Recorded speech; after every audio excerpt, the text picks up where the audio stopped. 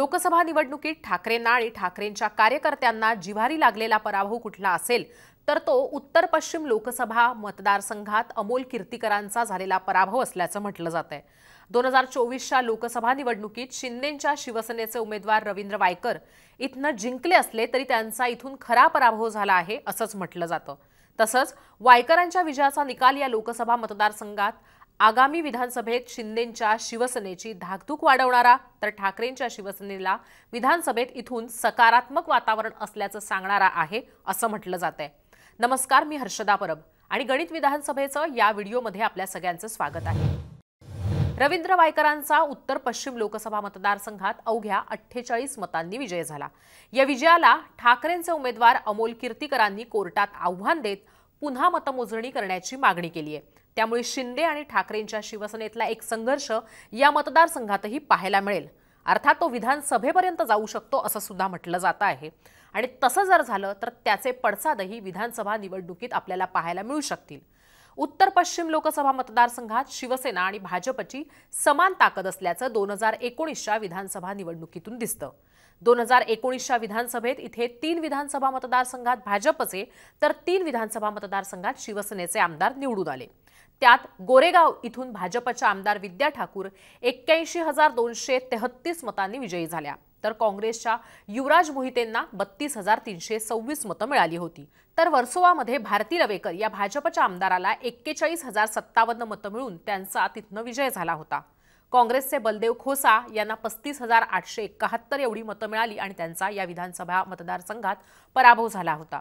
अंधेरी पश्चिममध्ये अमित साटम या भाजपच्या उमेदवाराला त्यावेळेस 65,615 मतं मिळाली होती तर अशोक जाधव या काँग्रेसच्या उमेदवाराला 46,653 मतं मिळाली होती। दिंडोशीमध्ये शिवसेनेच्या सुनील प्रभूंना 82,203 मतं मिळाली होती तर दुसऱ्या क्रमांकावर असलेल्या राष्ट्रवादीच्या विद्या चव्हाण यांना 37,692 मतं मिळाली होती। असं म्हटलं जातं की प्रभूंना या मतदारसंघातनं सुमारे लाखभर मतं तेव्हा मिळाली असती आणि त्यांचा लीड आणखीन वाढला असता जर इथं मनसेचा उमेदवार निवडणुकीच्या रिंगणात उतरला नसता तर। अरुण सुर्वे या मनसेच्या उमेदवाराला 2019च्या विधानसभा निवडणुकीमध्ये 25,824 मतं मिळाली होती ज्यामुळे प्रभूंच्या मतावर परिणाम झाला होता। तीनही पक्षांचे उमेदवार मराठी असताना इथून मतदारांनी शिवसेनेला आत्ताच्या राजकारणाच्या भाषेत बोलायचं तर ठाकरेंच्या उमेदवाराला पसंती दिली होती। हेच गणित आताही लागू पडलं तर मग ठाकरेंच्या उमेदवाराला दिंडोशीमध्ये हमखास यश मिळू शकतं असं म्हटलं जातं। तर 2019च्या विधानसभा निवडणुकीत अंधेरी पूर्व इथं शिवसेनेच्या रमेश लटकेंना 62,773 मतं मिळाली होती तर मुर्जी पटेल या अपक्ष उमेदवाराला 45,808 मतं मिळाली होती। रमेश लटकेंच्या मृत्यूनंतर झालेल्या पोटनिवडणुकीत इथून त्यांच्या पत्नी ऋतुजा लटकेंनी निवडणूक लढवली ज्यात त्यांना 66,530 इतकी मतं मिळाली। पोटनिवडणुकीत शिवसेनेची मतं वाढली असली तरी प्रत्यक्षात लटकेंच्या विरोधात इथं कुठलाही स्ट्रॉंग उमेदवार नव्हता हे सुद्धा इथं लक्षात घेतलं पाहिजे। त्यामुळे पोटनिवडणुकीत मतं वाढली असं आकड्यांवरून दिसत असलं तरी पर्याय नसल्यानं झालेलं मतदान असंही या आकड्यांकडे आपण पाहू शकतो। पण त्यात सुद्धा ही पोटनिवडणूक अत्यंत महत्त्वाची मानली जाते, निर्णायक समजली जाते कारण शिवसेनेच्या फुटीनंतर लगेचच झालेली ही निवडणूक होती। त्यामुळे इथं ठाकरेंच्या उमेदवारासाठी सहानुभूती होती ही बाब उघड आहे। तसंच सहानुभूतीचा फॅक्टर या विधानसभा मतदारसंघात काम करतो हे सुद्धा यातनं दिसतं।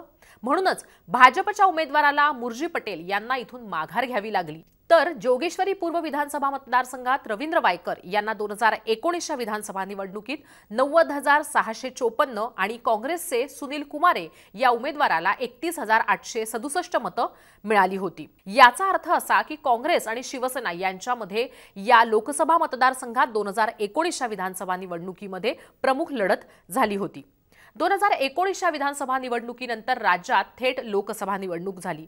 या निवडणुकीआधी महाराष्ट्रातलं राजकारण जबरदस्त ढवळून निघालं। या ढवळलेल्या राजकारणात 2019च्या विधानसभा निवडणुकीचं गणित काहीसं बदललं। समसमान ताकद असलेल्या या उत्तर पश्चिम लोकसभा मतदारसंघात महायुतीची ताकद वाढली। त्याला कारण ठरले रवींद्र वायकर ज्यांनी ठाकरेंची साथ सोडली आणि ते ऐन निवडणुकीच्या तोंडावर शिंदेंच्या शिवसेनेत गेले। त्यामुळे या मतदारसंघात 4 आमदार महायुतीकडे झाले। पण असं असतानाही ठाकरेंना इथून आपले उमेदवार अमोल कीर्तीकर यांचा विजय निश्चित वाटत होता। त्यांनी मित्रपक्षांशीही चर्चा न करता इथे आपला उमेदवार जाहीर केला। आपल्या मित्रपक्षांशीही ठाकरेंनी या मतदारसंघात पंगा घेतला होता, पण त्याचा फटका ठाकरेंच्या उमेदवाराला इथं बसला नाही। उलट ठाकरेंच्या उमेदवाराला काँग्रेसची इथं मदत झाली असं म्हणायला हवं।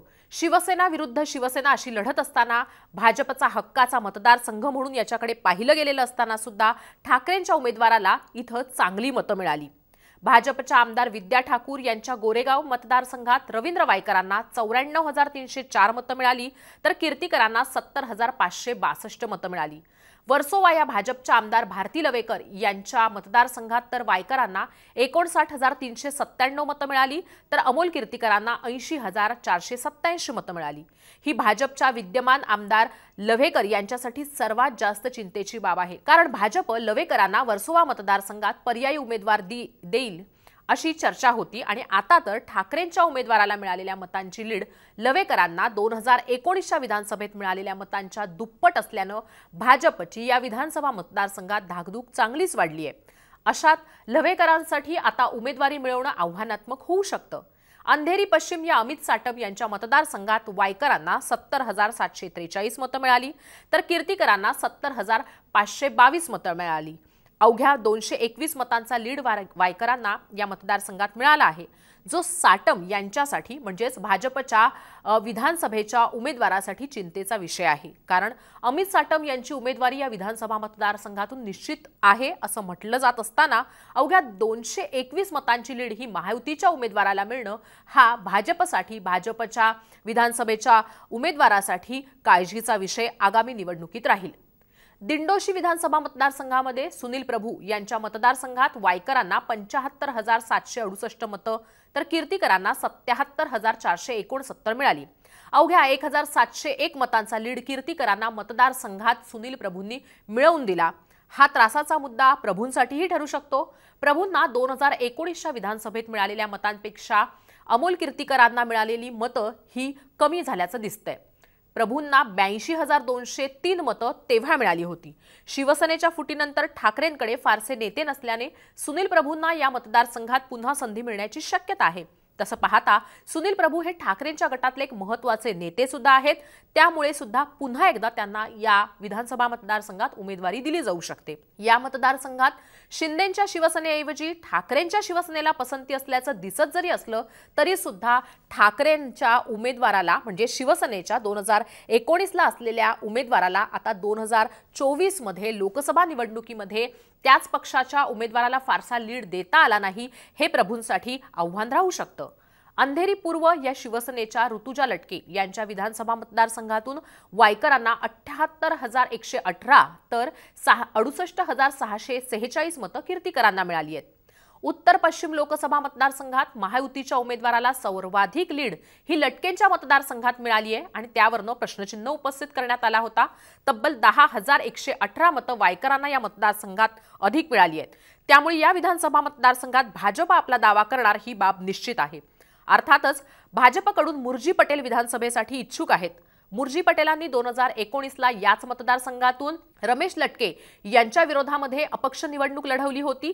त्यानंतर झालेल्या पोटनिवडणुकीतून भाजपनं त्यांना माघार घ्यायला लावली होती। अर्थात राजकीय दबावापोटी ही माघार त्यावेळी भाजपनं मुरजी पटेलांना घ्यायला लावली, पण त्यावेळी ही माघार घेताना काही महिन्यांवरच असलेल्या विधानसभा निवडणुकीत मुरजी पटेलांना भाजपकडून उमेदवारीचं आश्वासन देण्यात आलंय। याचा अर्थ या निवडणुकीत अंधेरी पूर्व मतदारसंघातून भाजपकडून मुरजी पटेल हे उमेदवार असतील हे निश्चित। तसंच ऋतुजा लटकेंनाच ठाकरे गटाकडून उमेदवारी मिळण्याची शक्यता असल्याचं बोललं जात आहे।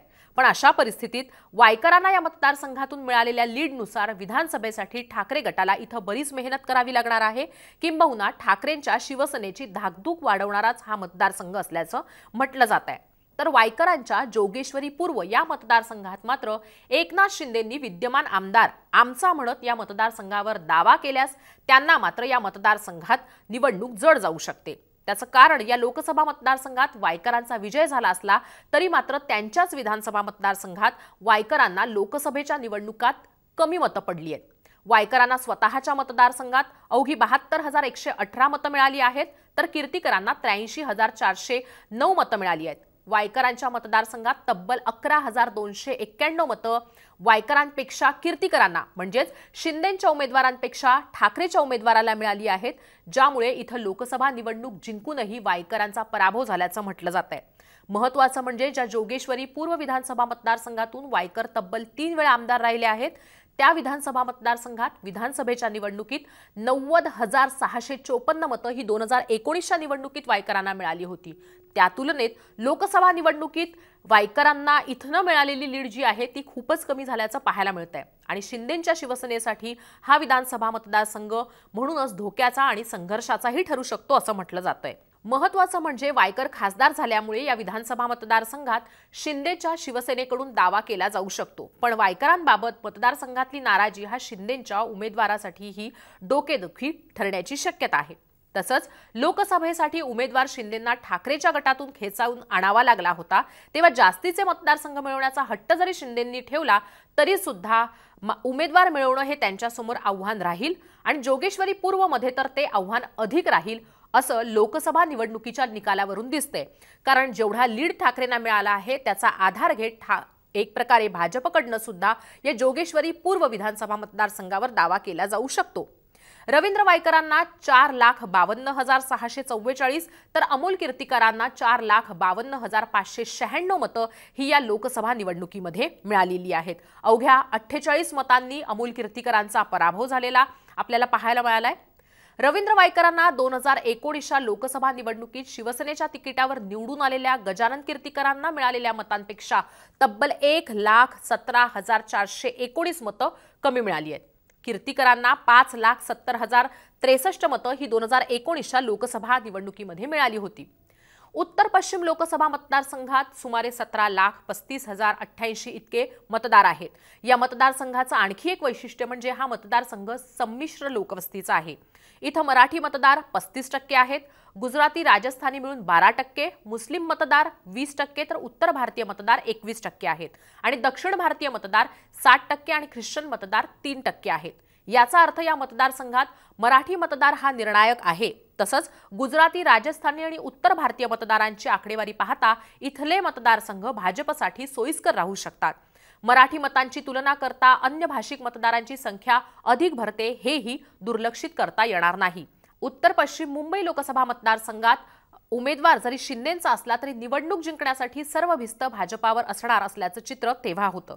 त्यामुळे विधानसभेसाठी भाजप आपल्या विद्यमान आमदारांचे मतदारसंघ तर आपल्याकडे खेचून घेईलच, त्या व्यतिरिक्त आणखीन काही मतदारसंघ सुद्धा आपल्या पदरी पाडण्यासाठीचा विचार करेल हे मात्र खरं। कारण एकनाथ शिंदे यांच्या नेतृत्वात शिवसेनेत बंडखोरी झाल्यानंतर या मतदारसंघातले नेते लोकप्रतिनिधी यांनी त्यांना साथ दिली, पण स्थानिक कार्यकर्ते मोठ्या प्रमाणावर ठाकरेंसोबत राहिले, त्यामुळे शिंदेंकडे इथं ग्राउंडची ताकद फारशी नाही। विधानसभेसाठी या लोकसभा मतदारसंघात महायुतीमध्ये भाजपच्या मतदारांच्या जोरावरच निवडणूक लढली जाईल असं सुद्धा म्हटलं जातंय। म्हणूनच या लोकसभा मतदारसंघात भाजपच्या 2 विधानसभा मतदारसंघातल्या आमदारांना टेन्शन असलं तरी भाजप ते मतदारसंघ सोडणार नाही। तसंच अंधेरी पूर्व या मतदारसंघावरही भाजप दावा करेल। जोगेश्वरी पूर्वमधून ठाकरेंच्या उमेदवाराला मिळालेली मतं याचा पुरावा आहेच असं म्हणायला हवं। पण एकनाथ शिंदेंच्या शिवसेनेसाठी मात्र जोगेश्वरी पूर्व या मतदारसंघावर दावा केला तरी उमेदवार मिळवण्याचं आव्हान राहील। शिंदे हा मतदारसंघ भाजपसाठी सोडणार का हे बघणं इंटरेस्टिंग असेल। विधानसभा निवडणुकीसाठी लोकसभा निवडणुकीच्या निकालाच्या आधारे मांडलेलं हे विधानसभेचं गणित तुम्हाला कसं वाटलं हे या व्हिडिओ खाली असलेल्या कमेंट बॉक्समध्ये कमेंट करून नक्की कळवा।